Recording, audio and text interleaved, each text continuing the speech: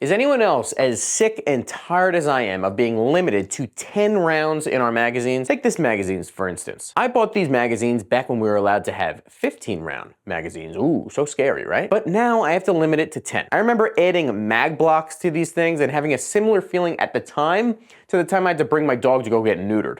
Poor guy. Magazine capacity limits are both dumb and unconstitutional, and I'm gonna tell you why. Let's get to it.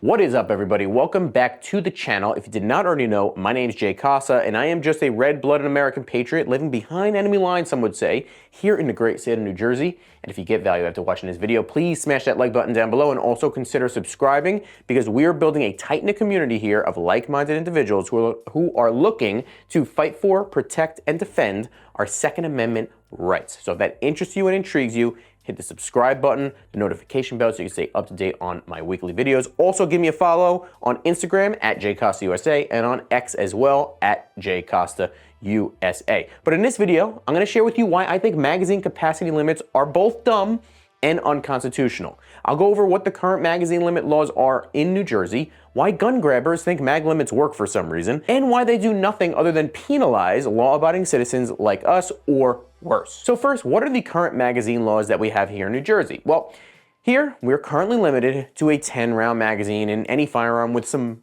rare exception. Anything above that is defined by the state of New Jersey as a high-capacity magazine. Prior to June 2018, New Jersey did allow magazines with a capacity of up to 15 rounds. However, on June 13, 2018, Governor Bucktooth Murphy signed Assembly Bill 2761 into law, reducing the maximum capacity to 10 rounds. Now, if you are to be found in possession of a high-capacity magazine here in the state, you will be charged with a fourth-degree crime, which is a felony, punishable by up to 18 months in prison, a fine of up to $10,000, or both. If combined with the possession of an illegal firearm, this could elevate the charges to an offense of the second degree, carrying 5 to 10 years in prison. Now, if you have some old magazine that can contain over 10 rounds here in the state, your secret's safe with me. Or maybe you are moving from a free state to New Jersey. Then I'd have to question your sanity. You don't have to destroy or get rid of this magazine though. You can put a limiter in the magazine to limit it to 10 rounds.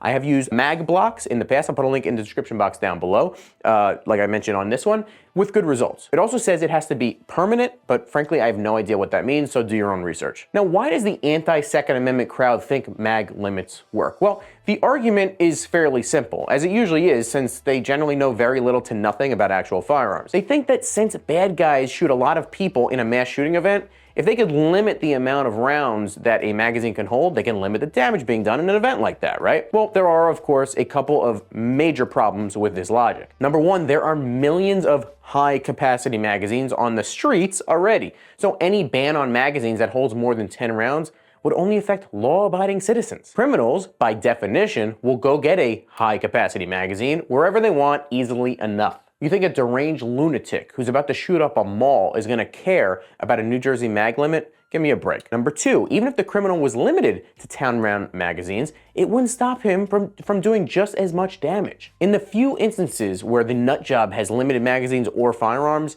they were simply preparing with more magazines on hand or more firearms on hand. Now, we've gone over why magazine limits are dumb and make no sense and won't have any effect to the positive. Why are they unconstitutional? Well, reason number one, shall not be infringed. Pretty simple. Reason number two, the limits that are put into place are arbitrary numbers made up by people who wouldn't know anything about a firearm if their life depended on it. Why is 10 rounds okay and constitutional and 11 rounds is a felony? Once you have a good answer to that, let me know. Number three, the Bruin decision clarified that all gun regulations must be consistent with the, quote, historical tradition of firearm regulation at the time of the founding in the late 1700s, which is of course not the case in this case, because there were no magazine capacity limits at the time at all. Reason number four, the Heller decision clarified that self-defense is at the core of the Second Amendment, and limiting magazines to 10 rounds could impair our right to self-defense, because we can and will need more rounds in a confrontation. No matter how much we train or how good our groups look on paper at the range, in a high-stress confrontation, we can and we will miss. We most likely will also need more shots on target to neutralize the threat. than we think. I've never heard anyone in a self-defense, life-threatening scenario that had to use a firearm say, boy, I'm glad I didn't have that extra ammo. Law-abiding citizens should have the ability to defend themselves and not be outgunned, especially in sensitive places or gun-free zones. And lastly, there's no evidence to show it stops or even slows down mass shootings. Post-Bruen, the government must prove that a restriction aligns with historical tradition and serves a significant public interest. New Jersey's ban fails this test. Now, there is ongoing litigation on this. After the Bruen decision, the Supreme Court vacated and remanded lower court rulings upholding our 10-round limit. This signals that it may not survive the new standard, though. Cases like ANJRPC versus Bruck are being reevaluated as of now in 2025.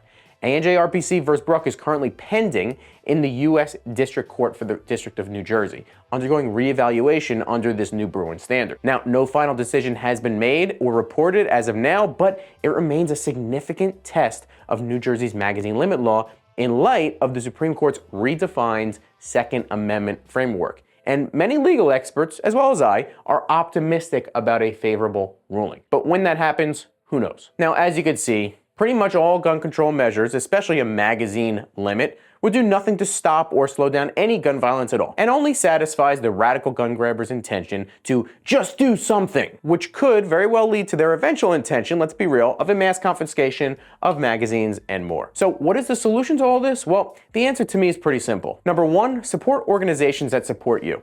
ANJRPC, CNJFO. They legally battle on our behalf every day here in our great state. Number two is vote for pro-Second Amendment candidates. Stop voting for people that don't have the same values as yours. This starts at president and goes all the way down to school board. You think a candidate's stance on the Second Amendment for the school board doesn't matter? Remember that the next time the school district is considering putting an armed guard in front of the school or allowing teachers to apply for a concealed carry permit. Phil Murphy and the Attorney General's office have been excessively aggressive towards the Second Amendment and anyone who associates with it. So it is very important to make sure you're not only a Second Amendment supporter, but an advocate. Be outspoken. That way we get rid of the stigma that the Second Amendment has and firearms have, especially in this state. That is it for today, guys. Thank you so much for watching. Let me know what you think in the comment section down below about magazine limits. Why or why not are they effective? I think I have probably an idea of what most of you are going to say, but drop a comment in the comment section down below. We'd love to start a conversation. Also, if you like this video, you will love my custom created firearms related playlist. I'll put a link to that in the description as well as up in the corner right here. I appreciate you guys as always for tuning in, and I will see you next time.